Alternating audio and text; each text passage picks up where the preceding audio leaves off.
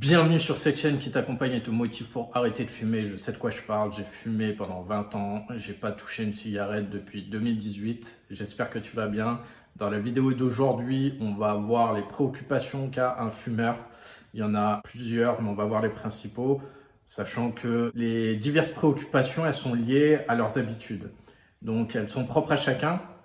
Ça peut varier d'une personne à une autre. On va voir quelques-unes de ces préoccupations courantes que les fumeurs peuvent éprouver. Donc la première, c'est la santé. C'est une inquiétude quant à la possibilité de développer des maladies qui sont liées au tabagisme. On sait que la maladie, elle s'installe petit à petit. On dégrade sa santé au fur et à mesure du temps, au fur et à mesure de fumer. Malheureusement, c'est une inquiétude qui est liée à une dépendance, puisqu'on ne peut pas s'arrêter. Et justement, la dépendance, c'est une autre des préoccupations, puisque ça crée de l'anxiété. Ça crée de l'anxiété qui est liée à l'idée de renoncer à une habitude qui a souvent été utilisée pour faire face justement aux émotions ou au stress. L'autre préoccupation, c'est les effets sociaux et environnementaux. C'est aussi une inquiétude quant à l'impact environnemental de la culture du tabac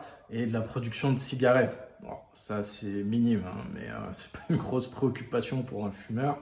Mais c'est vrai que les effets sociaux, ils sont quand même là dans les lieux publics. Par exemple, on ne fume pas dans certains lieux. Il y a très peu de gens qui s'en soucient, en tout cas dans les fumeurs. Moi, ça m'est arrivé très rarement que je sois sur une table en terrasse d'un restaurant et qu'il y ait une personne à côté qui me demande si ça la dérange qu'elle fume à côté, quoi, sur la table d'à côté.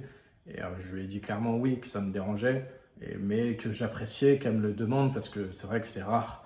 Et du coup, elle est sortie, elle a été plus loin, elle est même sortie de la terrasse du restaurant pour pouvoir fumer dans la rue. Clairement, il faut le dire, hein, on pue la cigarette, que ce soit au niveau de notre haleine ou au niveau des vêtements. Et donc, il y a des gens, ça les intéresse pas, ils trouvent ça désagréable, ils vont s'éloigner de nous.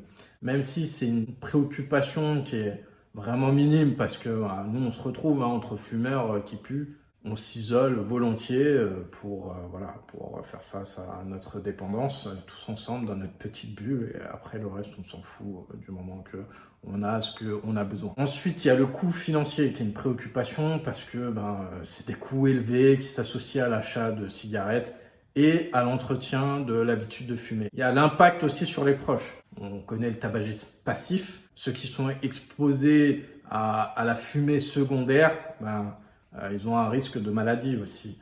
Il y a un souci aussi de l'exemple donné aux enfants et aux adolescents. C'est un truc qui peut servir de motivation aussi, surtout quand on est parent. On a envie du mieux en fait pour nos enfants, mais il faut être un exemple. Et quand on est dépendant à la cigarette, on n'est pas un exemple. Et c'est donc une préoccupation. Ça joue sur la qualité de vie aussi, parce que la qualité de vie, elle est réduite due au tabagisme. Surtout sur la diminution de l'endurance. Bon, ça, c'est lié à la santé, mais aussi à la détérioration des dents, des gencives et la mauvaise haleine dont je parlais tout à l'heure. À l'incapacité à arrêter. Quand t'as pas assez de confiance, t'as tenté plusieurs fois et que tu n'arrives pas, la confiance baisse, elle est réduite. Il y a les persécutions émotionnelles aussi.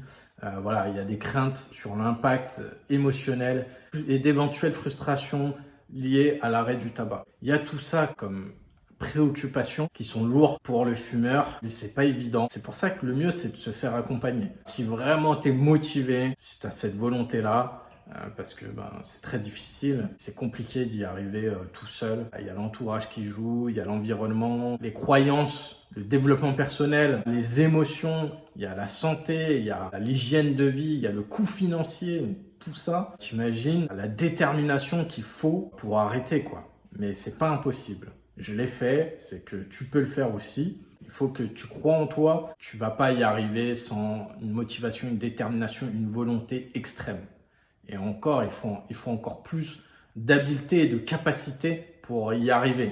Dis-toi que les exemples que je t'ai donnés, là, comme la mauvaise haleine, le fait d'être isolé et de s'orienter vers d'autres fumeurs, parce que vous vous supportez entre vous, vous puez la cigarette, vous puez tous ensemble. C'est comme les clochards, ils supportent mieux entre eux, ils puent tous ensemble. Les fumeurs, c'est pareil. Il y a des personnes qui sont en couple, avec quelqu'un qui ne fume pas et qui les supporte très bien.